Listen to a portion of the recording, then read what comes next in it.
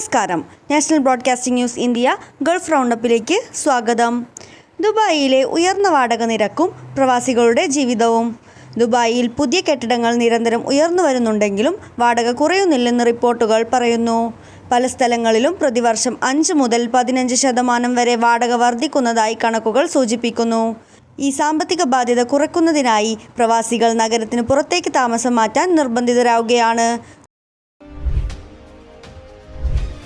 ഫുജൈറയിൽ നേരിയ ഭൂചലനം രേഖപ്പെടുത്തിയതായി ദേശീയ ഭൗമശാസ്ത്ര പഠന കേന്ദ്രം അറിയിച്ചു. റിക്ടർ സ്കെയിലിൽ 3.3 തീവ്രത രേഖപ്പെടുത്തിയ ഭൂചലനം ഇന്നലെ രാത്രി 12:35 ഉണ്ടായത്. UAEയുടെ വടക്കൻ മേഖലയിലാണ് ഭൂചലനം രേഖപ്പെടുത്തിയത്. ഈ ഭൂചലനത്തിൽ ആളപായമോ നാശനഷ്ടങ്ങളോ റിപ്പോർട്ട് ചെയ്യപ്പെട്ടിട്ടില്ല. UAEയിലെ സ്കൂൾ സമയക്രമം സംബന്ധിച്ച ഔദ്യോഗിക പ്രഖ്യാപനം. UAEയിലെ പൊതുവിദ്യാലയങ്ങളുടെ സ്കൂൾ സമയക്രമം വിദ്യാഭ്യാസ മന്ത്രാലയം ഔദ്യോഗികമായി പ്രഖ്യാപിച്ചു. സാമൂഹ്യ മാധ്യമങ്ങളിൽ പ്രചരിക്കുന്ന സമയമാറ്റങ്ങളെക്കുറിച്ചുള്ള വാർത്തകൾ അടിസ്ഥാനരഹിതമാണെന്നും ഔദ്യോഗിക വിവരങ്ങൾക്കായി മന്ത്രാലയത്തിൻ്റെ സമൂഹ മാധ്യമ അക്കൗണ്ടുകൾ മാത്രം വിശ്വസിക്കണമെന്നും അധികൃതർ അറിയിച്ചു. വേനലവധിക്ക് ശേഷം സ്കൂളുകൾ തിങ്കളാഴ്ച വീണ്ടും തുറക്കും. UAEയിൽ ബോർഡ് പരീക്ഷകൾക്ക് അബാർ ID നിർബന്ധമാക്കിയത് പ്രവാസി വിദ്യാർത്ഥികളെ ആശങ്കയിലാക്കുന്നു.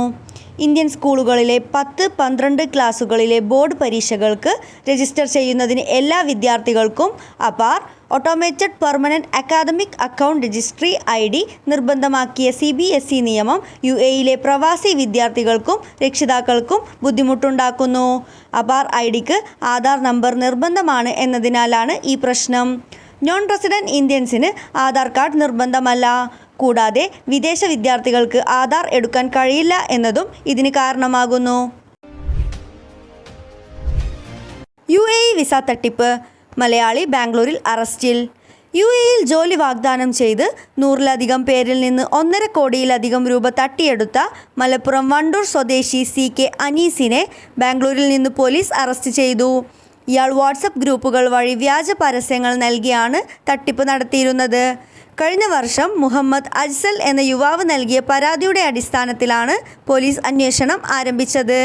അജ്സലിന് 1.4 ലക്ഷം രൂപയാണ് നഷ്ടപ്പെട്ടത്. അനീസിനെതിരെ പലയിടങ്ങളിലായി 15 കേസുകൾ രജിസ്റ്റർ ചെയ്തിട്ടുണ്ട്. തട്ടിപ്പിലൂടെ ലഭിച്ച പണം ഉപയോഗിച്ച് ഇയാൾ പഞ്ചാബിൽ 80 ലക്ഷം രൂപയുടെ വീട് വാങ്ങി ആഡംബര ജീവിതം നയിക്കുകയായിരുന്നു. കൂടുതൽ അപ്ഡേറ്റ്സിനായി കാത്തിരിക്കുക.